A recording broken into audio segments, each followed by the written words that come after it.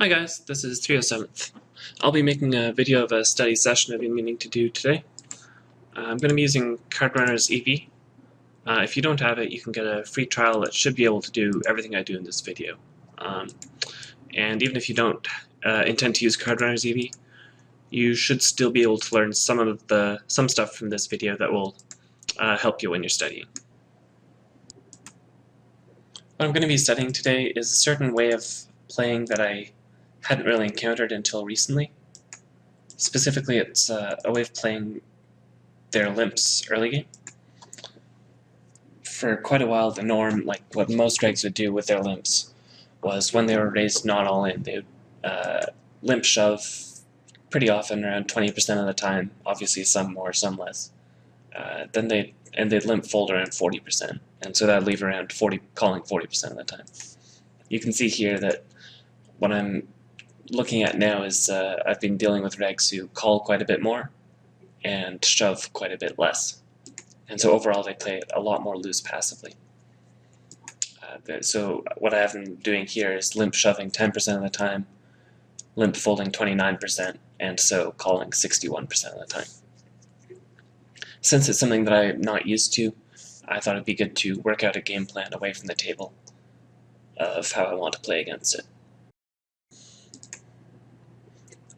I decided not to show the process of actually making this game tree, where I put in all of the options and then filled in how I thought the small blind was playing.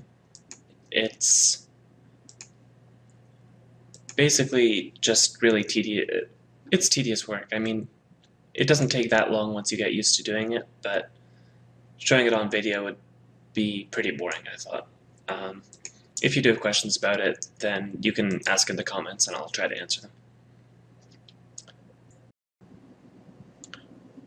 So now that we've got the game tree set up, we know what we want to study, we've put the small blind strategy in, we can start working out how we want to play the hands in our range. So we're not just going to use CardRunner's EV for this. In addition to that, we're going to be using WordPad or some program like that just to record our results. And we're going to be using Google Chrome as a calculator. You can use any calculator. I find Google Chrome works best for me. And in addition to that, this is optional, but you can record the range you're making in Coffee Calcs, or you can do it in a Google document.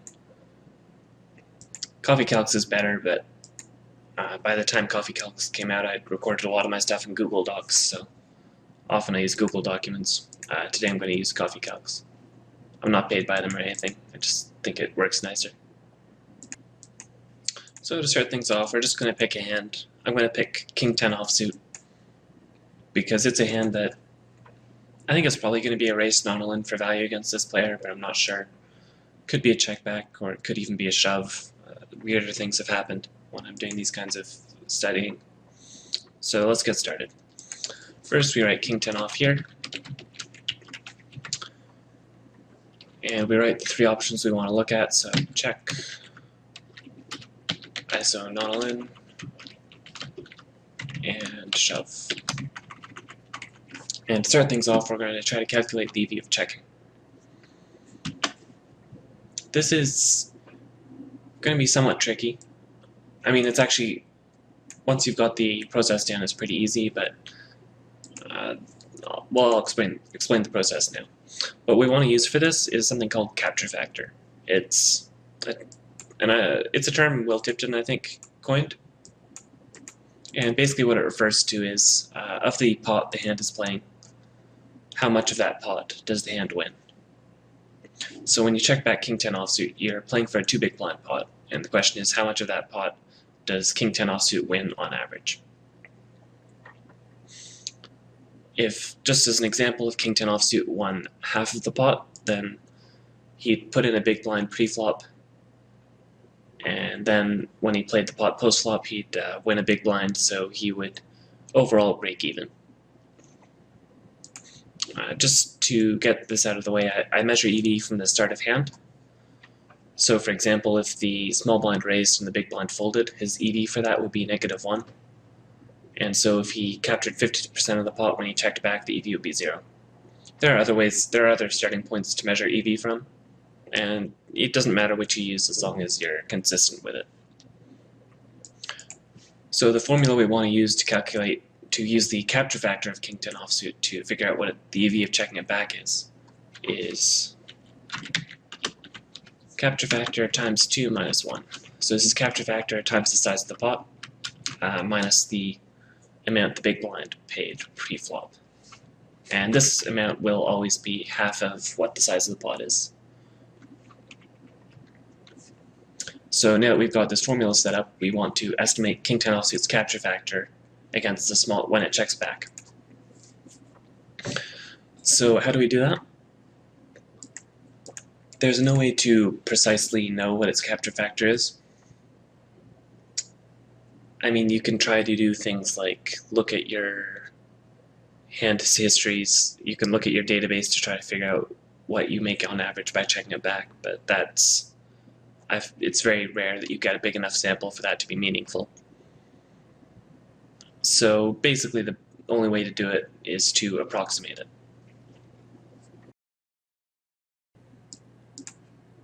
The first thing we're going to want to use to approximate a capture factor is we want to know the raw equity king 10 offsuit has against the small blind's limping range.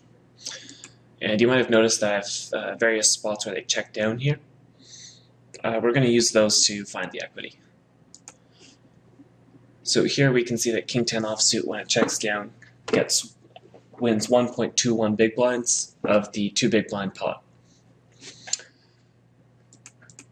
So the formula to use that to find the equity is just 1.21 into 2. So we see that king 10 offsuit has 60.5% equity against the small blind's limping range. So we're going to start off with 60.5, and now we're going to want to try to account for the effect of post-flop play. And we're going to want to try to figure out what effect that has on converting the equity into a capture factor. So what effects does it have? The main effect post-flop play has, for one thing, it benefits the player in position. And so I always just add 5% to the player in position and subtract 5% from the player out of position. It's just an approximation, so you might disagree, you might think it's like 6% or 4% or who knows. Or you could do it another way entirely. But for the purposes of a quick and dirty approximation, I think just subtracting 5% is pretty good. What else? What other changes do we have to consider when we're going from equity capture factor? Well, the big thing that happens post-flop is that bets go in. And bets going in tends to favor very strong hands and hurt weak showdown value hands. And it's pretty much neutral for air hands. So for example, if you have king high, then bets going in hurts your king high. Just pick an obvious example. You check back king 10 offsuit. The flop misses you. You just have king high. Let's say it's like queen 6 for rainbow. You check to them and they bet. You're probably calling here, depending a bit on what bet size they use. Or you can check raise maybe, but regardless of what you do, the EV of continuing in the hand is going to be pretty close to the EV of folding. Whereas if you checked down from that point, you can expect to capture around 40% of the pot, of the 2 big blind pot, but now that a bet went in, you're more expected to capture something like, now that bets are going in, you're expected to capture more like pretty close to 0% of the pot, maybe 5 to 10%. So bets going in hurts weak showdown value. And of course with very strong hands like a top pair with a good kicker, bets going in helps it. So when we're trying to turn this equity with position accounted for into a capture factor, what we next want to consider is how many strong hands the hand makes. Basically, where does this equity come from? How much of it comes from having something like king high, whereas how much of it comes from having pairs with good kickers, or making straights, or making flushes.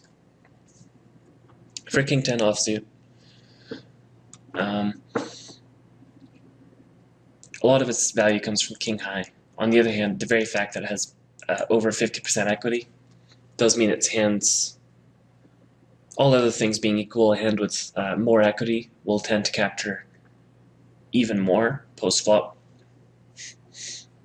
And on the reverse side, a hand with less than 50% equity will, all else being equal, capture less, just because the hand with more equity will tend to make stronger hands. For example, King 10 offsuit will make, a pair of tens with a very good kicker, or a pair of kings with a good kicker, or it might make a straight. So overall, I think it benefits slightly. There is more complicated math you can do, which I might do in a future video, but for this video I'm going to keep it simple and just do very rough approximations. And the thing is, even though it's rough, as long as you're somewhat consistent with how you apply it, it should still be a lot better than just guessing without actually getting into any of this math. I think a lot of people are intimidated by the fact that it's clearly going to be impossible to get a very accurate approximation, and so they don't even bother with that. But getting your hands dirty and making an approximation, even when you know it's not going to be 100% accurate, is still the best way to do it, I believe. So we've got our approximation, which is 58% capture factor. So 0.58, obviously, instead of 58. So 0.16 is the EV of checking it back.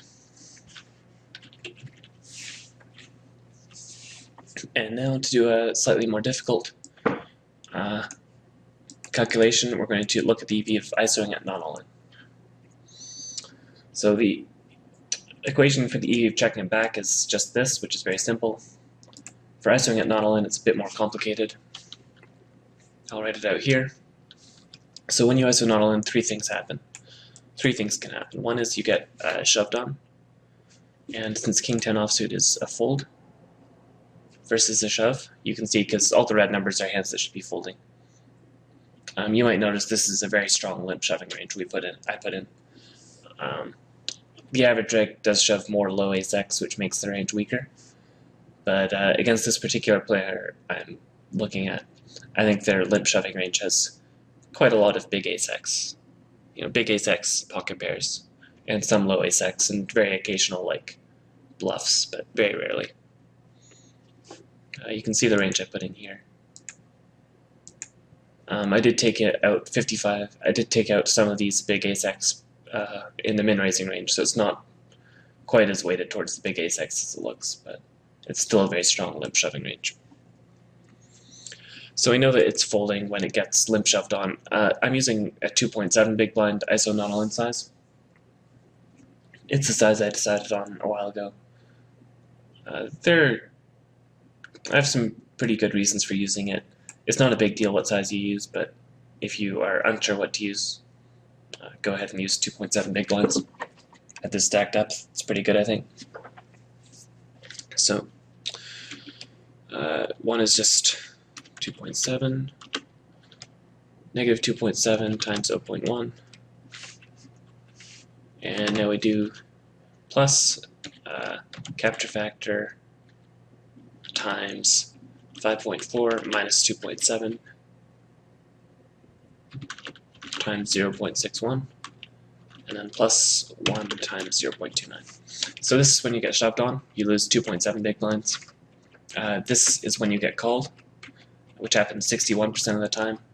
You basically just fight over the 5.4 big blind pot, and however you do, whatever percentage of the pot you capture, that minus what you put in pre-flop is what the EV of that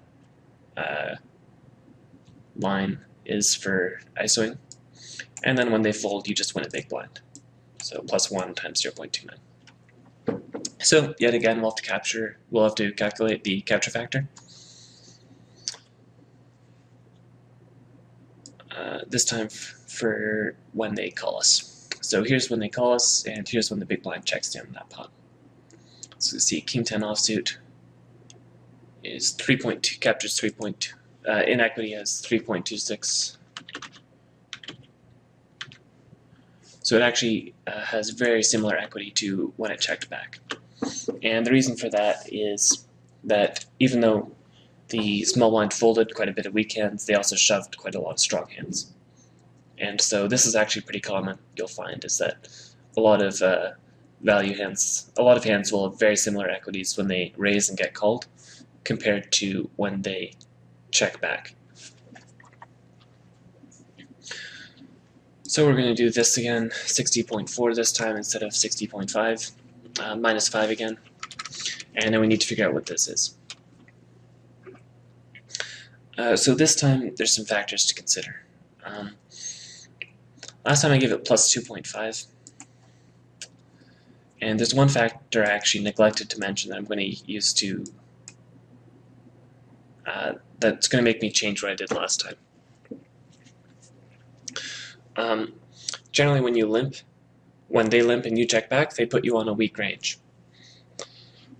So that's why people c-bet a lot, usually when you check to them, and they'll bet, kind of thin for value, all that kind of stuff. And because King 10 offsuit is a hand that makes strong hands, that means that they're kind of playing in a way that they're playing as if you have a weaker hand than you have, and that benefits King 10 offsuit.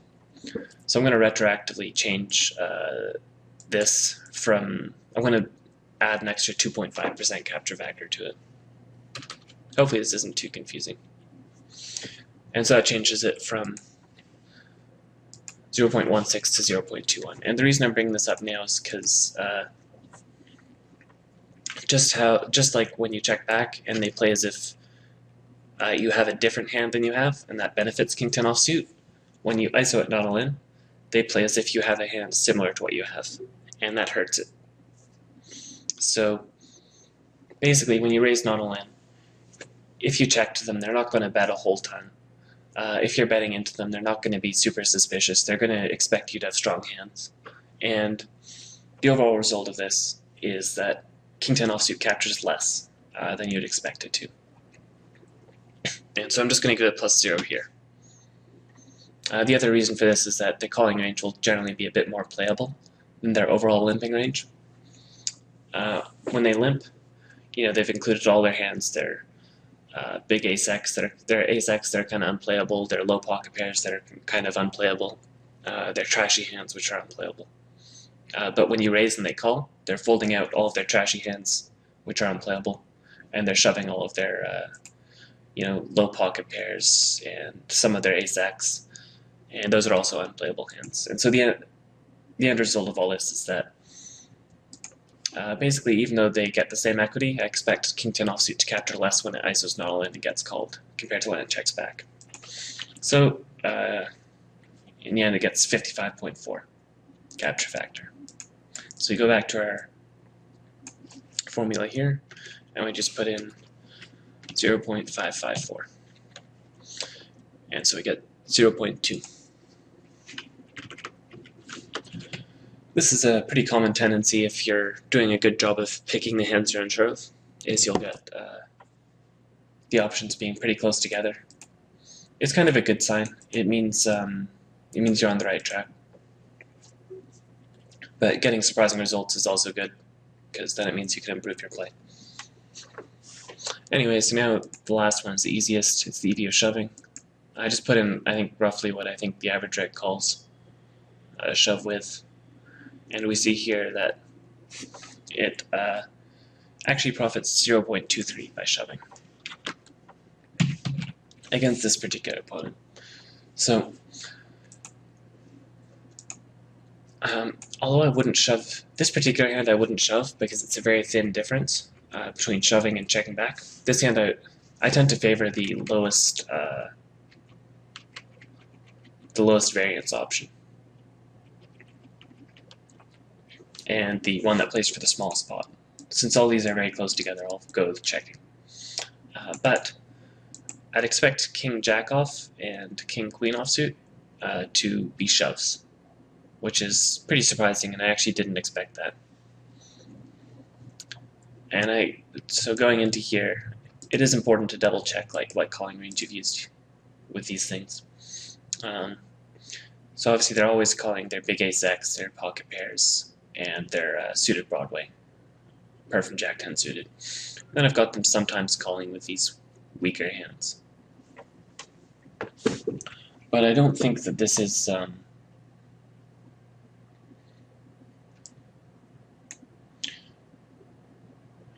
think this is a pretty decent estimation. I might be overrating how much they fold. Like, it might be that people almost never fold these hands to a shove. But then again, I've also got them calling kind of loose sometimes, too.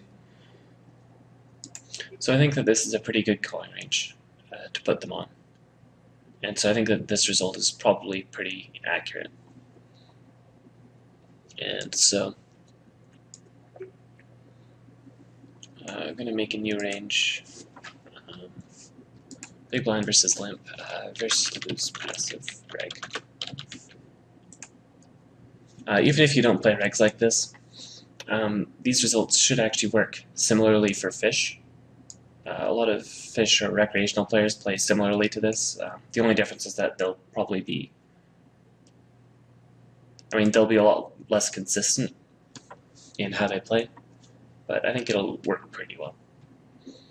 You don't want to copy it exactly, but you can use ideas from this. So since King-10 offsuit was very close, I think King-Jack offsuit and King-Queen offsuit are both going to be shoves. And King-10 offsuit is a check. And going by that, we can probably assume that these hands are also checks. I'll just check quickly. King-Deuce offsuit and King-3 offsuit are, at the very least, they're not going to be shoves. I've done capture factor calculations before, and I expect King-Deuce and King-Deuce offsuit to capture quite a bit more than this would be around 28%. It would need to capture less than 28% of the pot for it to be a shove, and that's definitely not going to be the case. So it could be an iso non-limp, but for now I'm going to fill it in as a check.